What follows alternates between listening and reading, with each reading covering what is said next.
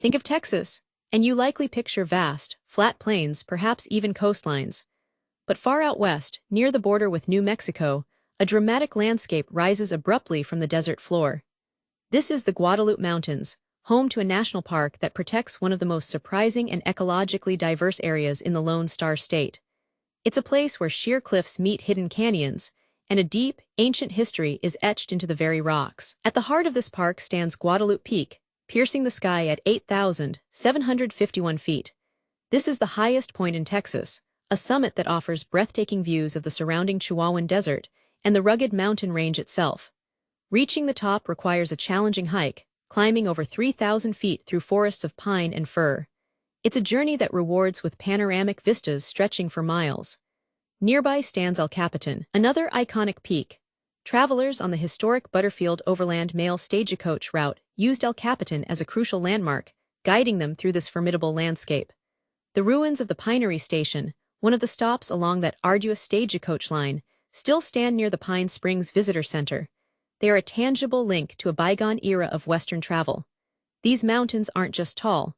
Their story stretches back hundreds of millions of years. The Guadalupe Mountains are built from what was once the Capitan Reef, a massive structure formed at the edge of a shallow sea during the Permian period.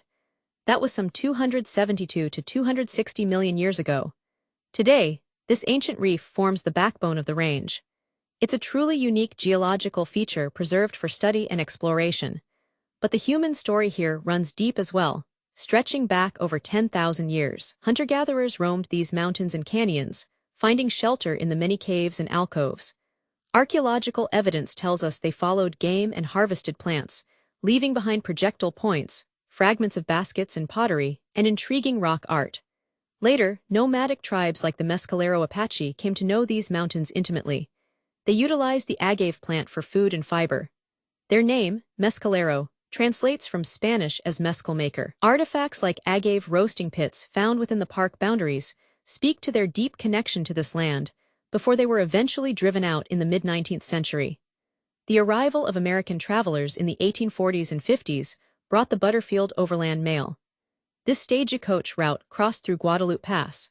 To protect the mail and new settlements from raids, the 9th Cavalry Regiment was dispatched to the area, adding another layer to the mountain's complex history. European-American settlers also made their mark. Felix McKittrick ran cattle here in the 1870s, lending his name to a famous canyon. The Rader brothers built Fridjol Ranch in 1876.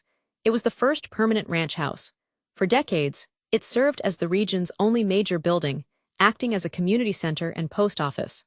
And today, it stands restored as a museum of local history. Fast forward to the early 20th century, and a petroleum geologist named Wallace Pratt developed a profound connection to McKittrick Canyon. Struck by its beauty and unique ecology, Pratt began buying land in the canyon. He eventually built 2 homes there, including one strikingly named Ship on the desert. McKittrick Canyon is unlike much of the surrounding desert. Fed by mountain springs, its interior shelters a vibrant collection of deciduous trees like bigtooth maple and velvet ash, providing stunning fall colors rarely seen in West Texas. Pratt used his homes here as summer retreats until 1960, nurturing his appreciation for this special place. Wallace Pratt's vision played a crucial role in preserving this area.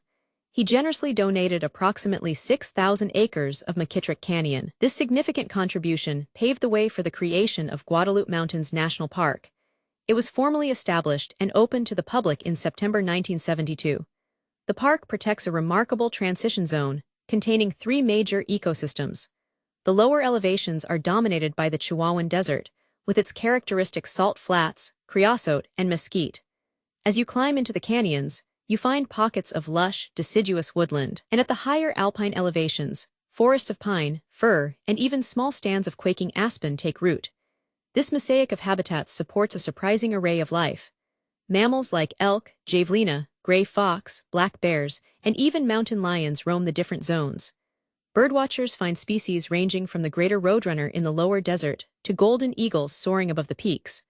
Over 1,000 species of plants, including cacti, wildflowers, and a rare violet unique to the park, make their home here, showcasing the resilience and beauty of life in these extraordinary Texas mountains.